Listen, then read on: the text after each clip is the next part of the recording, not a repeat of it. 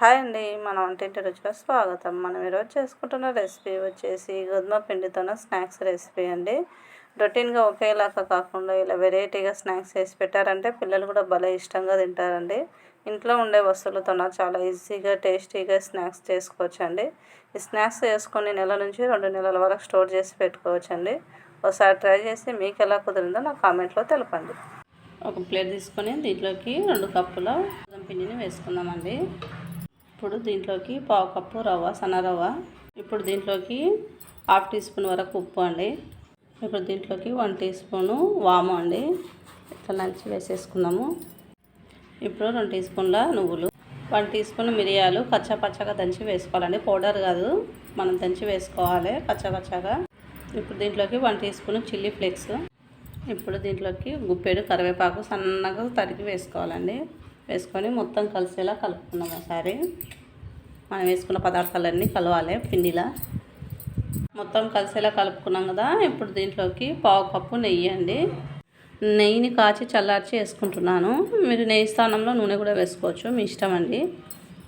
మొత్తం ఇప్పుడు పిండిలో కలిసేలా కలుపుకుందాము. మనం వేసుకున్న నెయ్యి మొత్తం కలిసేలా కలుపుకున్నాం కదండి. ఇప్పుడు మనం ముద్ద కడితే ఇట్లా ముద్దలాగా వస్తే మనం వేసుకున్న నెయ్యి పిండికి పర్ఫెక్ట్గా సరిపోయింది అన్నట్లండి. ఇప్పుడు దీంట్లోకి కొద్దిగా నీళ్ళు వేసుకొని మనం దీన్ని పూరి పిండిలాగా కలుపుకోవాలండి. ఇది అండి మొత్తం ఇలా కలుపుకోవాలి. ఇట్లా కలుపుకొని పూరి పిండిలాగా ఉండాలండి, చపాతీ పిండిలాగా మెత్తగా తడుపుకోకండి. మొత్తం ఇలా తడుపుకొని ఇప్పుడు మనం దీన్ని మూత పెట్టి ఒక 10 నిమిషాలు రెస్ట్ ఇద్దాం. 10 నిమిషాలు అయింది కదండి. ఇప్పుడు మూత తీసి ఒకసారి పిండిని చూసుకొని పిండి అంతా ఒకసారి కలుపుకున్నాము. ఇప్పుడు చపాతీకి మనం ఎంత తీసుకుంటామో పిండిని అంత ముద్దలాగా తీసుకోవాలి. మొత్తం ఇలా చేసుకున్నాం కదా. ఇప్పుడు ఒక ముద్ద తీసుకొని చపాతీలాగా వేసుకోవాలి. కింద అడుగున పిండి, ఆయిల్ అలాంటివి వేయవలసిన అవసరం లేదండి. నెయ్యి వేసుకున్నాం కదా పిండి కలుపుకునేటప్పుడే, అదే సరిపోతుంది. చపాతీలాగా వేసుకుందాం, మరి పతలా వేసుకోవద్దు, మందం ఉండాలి కొద్దిగా. నేను చేసిన తర్వాత చూపిస్తాను ఎంత మందం ఉండాలనో. ఇదండి ఇంత మందం ఉంటే సరిపోతుంది, మరి పతలా చేసుకోకండి, అంత టేస్ట్గా ఉండదు. పతలా వేసుకుంటే మనం చేసుకునే స్నాక్స్. ఇప్పుడు ఒక చాకు తీసుకొని కట్ చేసుకున్నాము. ఇప్పుడు ఇలా కట్ చేసుకున్నాం కదా. ఇప్పుడు ఇలా అడ్డం కట్ చేసుకున్నాము. మీకు ఏ ఆకారంలో కావాలంటే ఆకారంలో కట్ చేసుకోండి, మీ ఇష్టం అండి. నేనైతే ఇలా కట్ చేస్తున్నాను. నేను ఇలా కట్ చేసుకొని తీసుకొని వేరే ప్లేట్లో వేసేసుకున్నాము. ఇప్పుడు మొత్తం ఇలా మందం ఉండాలండి, మరీ పతలా చేసుకోకండి. మిగతా పిండిని కూడా అలానే వేసుకోవాలండి. మనం ఇలా చపాతీ చేసి పిల్లలకి ఇచ్చామంటే పిల్లలు కూడా కట్ చేసి పెడతారండి. తొందరగా కూడా అవుతుంది, పిల్లలు కూడా మంచి టైంపాస్ అయినట్లు ఉంటుందండి. మీరు గోధుమ పిండితో ఎలా స్నాక్స్ చేస్తారో నాకు కామెంట్లో చెప్పండి. పిల్లలు ఎప్పుడైనా స్నాక్స్ అడిగినప్పుడు ఇలా చేసి పెట్టి 1 మంత్ వరకు కూడా స్టోర్ చేయొచ్చండి.